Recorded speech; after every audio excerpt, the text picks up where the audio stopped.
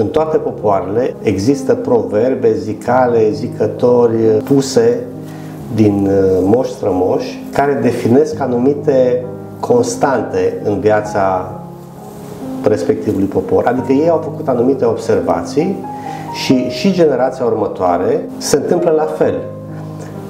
Copilul spune, și bunicul meu spune asta, și el a preluat și a zis mai departe, s-a transmis prin viu grai anumite zicale sau proverbe care reflectau o constantă, un adevăr valabil în toate generațiile. Deci acest lucru este valabil în toate popoarele.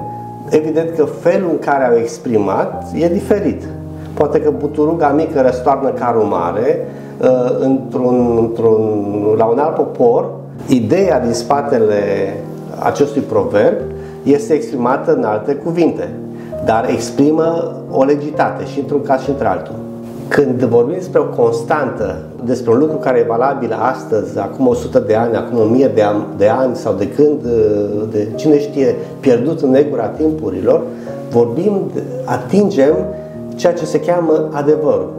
Adevărul este ceea ce rămâne neschimbat de la o generație la alta, care dăinuie mii de ani, milioane de ani sau toată veșnicia. Acela este adevărul. Și uneori în vorbele noastre, în proverbele noastre, regăsim anumite principii exprimate și încetățenite în cultura unui popor, care reflectă astfel de adevăruri perene, care rămân la fel de actuale în orice generație.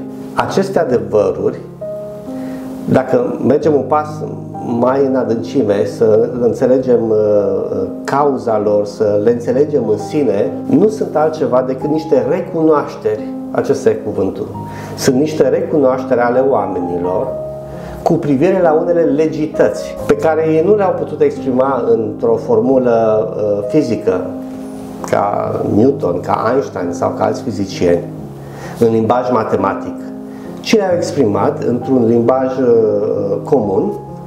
Și cei care au cules folclor le-au adunat din anumite regiuni și avem cărți de proverbe, cărți de zicători.